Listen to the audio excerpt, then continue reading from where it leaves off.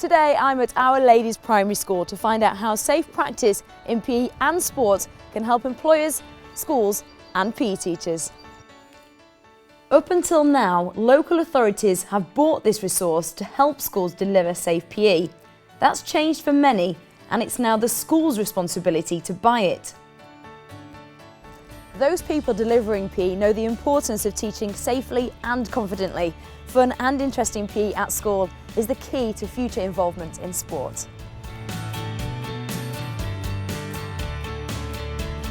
Safe practice in physical education and sport is needed in every school because it is the definitive guide to effective, safe delivery of physical education and sport.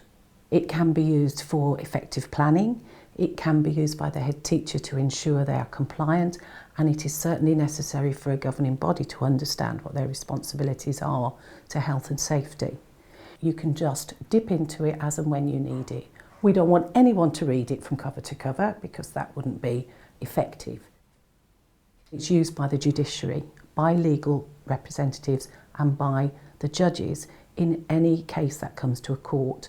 It is actually used as the reference tool, and often colleagues who've contributed to this resource and the author are used as expert witnesses. Peter, tell us a bit about your background. I'm a physical education teacher. I've worked in schools, in universities, for local authorities doing advisory work. Particular interests now are in law and health and safety.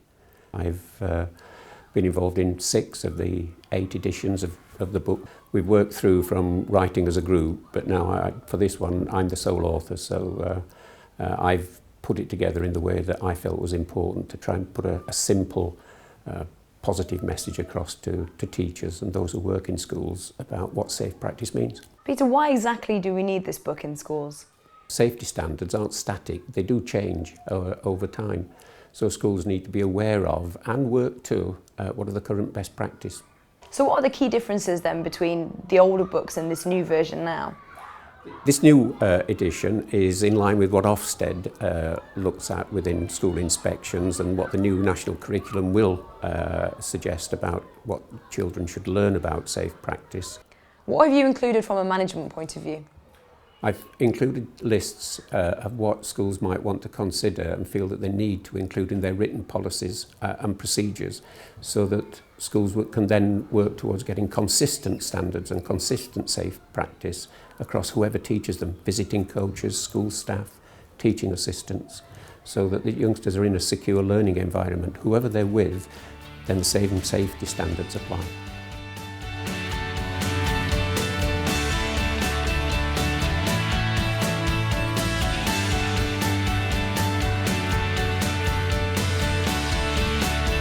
To you now, I want you to think of one way to make it harder. What sort of things is he talking about that are relevant in the book? What he's covering obviously is progression, that they can actually progress, make the task more difficult for themselves as they see appropriate. Again, a safety feature in terms of whether or not they actually progress and set the challenge at a suitable level, or whether or not it's just beyond them and it loses purpose. The safety factor is in actually being able, whatever the task is, being able to cope with the task. As soon as he starts an activity, a task, he'll step back and just have a look. Is it safe? Have they got enough space? Second thing he'll ask himself is, do they understand the task? In other words, can they do it? Once he's checked that yes, they can do it, because if they don't understand the task or they can't do it, that impinges on safety.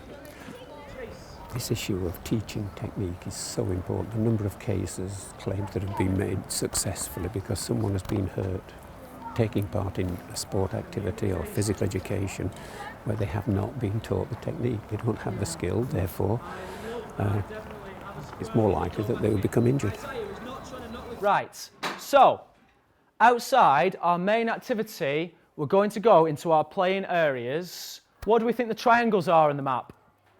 What are the triangles? I've also put be aware of mud because it has been raining and there is a little bit of kind of residual mud on the floor which you might slip on, so we need to take care there. The safety factor within this playground, which is the mud, the drain and this curb here for tripping and slipping. The girl who's actually just run off to get a ball was very aware. She slowed up, she walked they're actually showing a very good safety awareness. They've covered that as a safety issue, the mud and so on, to take care going through it in the classroom already. All the things that are happening are about being a good teacher, responding to their needs, setting the appropriate challenge, but they're all related to safe practice. It shows that it can be challenging and you've got to challenge them almost to be safe as well.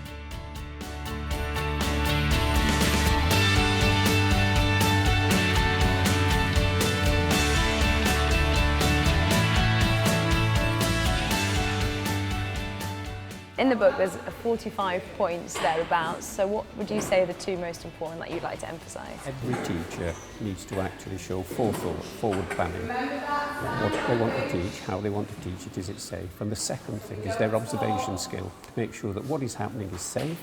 If it's unsafe, what they do need to do to make it safe. Those two, I think every single teacher should be putting into every lesson. In this book is also a CD-ROM. What purpose has the CD-ROM got in addition to the book? Additional material, particularly in a form that schools can use to adapt, to make it particular for themselves, so they can delete parts, add parts, make it specific to themselves, to do with the risk assessments, consent forms, teaching lists, and so on. And what examples have you given of case law and how important are those examples for teachers to see? About 70 examples of case law, again just to highlight what is good practice and what teachers need to do. It puts it into context, what they need to think about to make sure that what they do is safe, to do with equipment, to do with tasks, to do with organisation of lessons.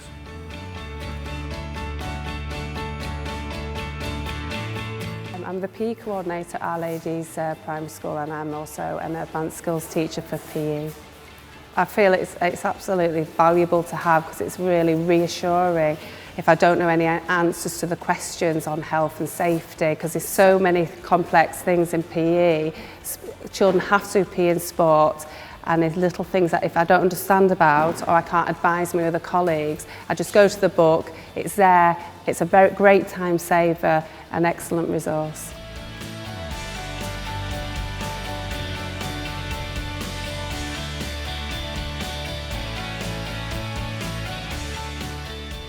So what we've seen is you can still have safe but challenging and exciting PE lessons, and that this really is an essential tool for all PE teachers and schools, and it should most definitely be in every school.